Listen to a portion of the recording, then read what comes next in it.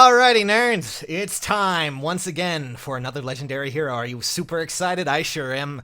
Before we begin, though, I do want to point out that we do have that Gleam contest going in the description. It's specifically for not only this legendary banner, but also, of course, the summer banner in case you want to get it. Two $25 gift cards are up for snags. I would love it if you guys could try and do it, so go check it out in the description below. Now, let's talk about Hector, shall we? Let's take a look at what Hector's got for us, because that's who he is. In case, I'm sorry to spoil it so far, but, well, I think this will say it for itself, won't it? New legendary hero joins the battle. Sitting on some throne isn't really my style. Alrighty, well, he's an armored unit, so that makes sense. Thunder Armads grants +3 defense if number of allies within 2 spaces excluding unit is greater than the number of foes within 2 spaces excluding the target. Foe cannot make a follow-up attack. Well, that actually would be quite useful, honestly. Granted, it does help that he is, an armored unit, so therefore this should work fairly well with an armored team, considering most of the time armored units are kind of all snug as a bug in a rug when it comes down to... That's terrible. Anyways, Draconic Aura, distant counter, that seems to be his little thing. Hector always has distant counter, there's no difference there. But Vengeful Fighter is a great ability for him to have as a B unit without having to invest anything. Good. Good. Now, next up is, of course, his C skill. I may say this wrong, Ostia's Pulse, and with it, at the start of turn 1, grants special cooldown -1 to all allies, granted only if number of those allies' movement types on current team is greater than or equal to 2. Okay, so... that is a fairly fun C skill, and of course it's exclusive to him. At least I assume as much, considering the name, but that could very well be pretty nice for certain team setups. Honestly, that is one of the better C skills that, we've been seeing a lot of better C skills. I don't know how well it's going to function past turn 1, obviously, but it could be very, very useful for certain team builds, and I certainly think that will be a really nice one. I need to see his battle animation. Come on, be something awesome.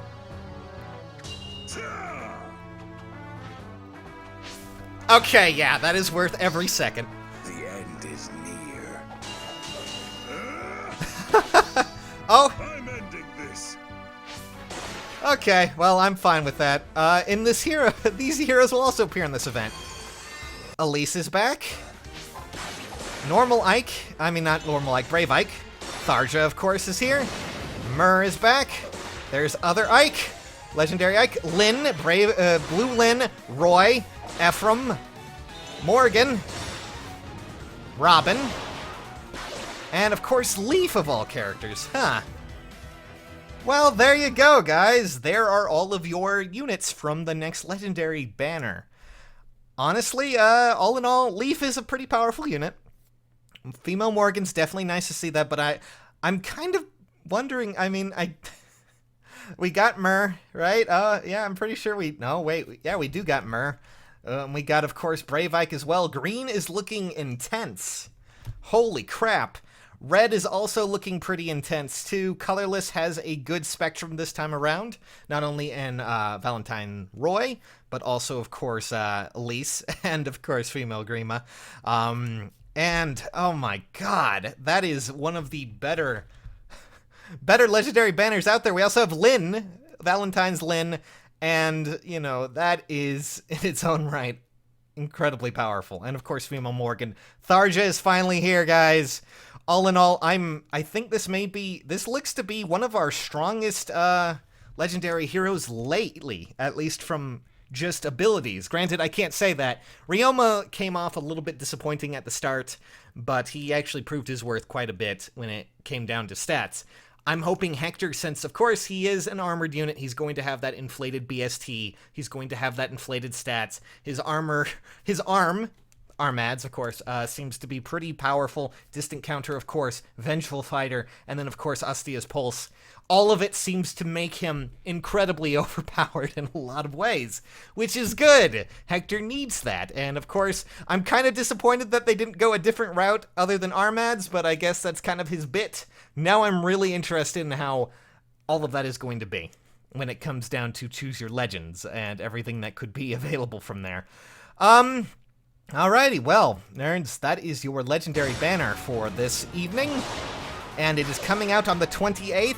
We'll be going over all of the colors and everything to pull tomorrow. For now, though, I don't know. I was wondering if they would actually show any new weapons. I don't know if any of them actually happen to have that, though. I was looking just to see. You know, I'm gonna make sure real quick before we leave anything out. Yeah, I don't, Elise isn't really using anything too crazy. I don't really see anything new right away, so, yeah! That is a pretty big banner, honestly. And I'm really excited to see it. I know I've probably said that a billion times, but man, Hector looks awesome. The whole banner looks awesome. So tell me if you're going for Hector, guys, in the comments below, and I will see you all very soon. Don't forget to check out everything in the description. Come bug me on Twitter and all that fun stuff. For now, nerds, though, catch you later.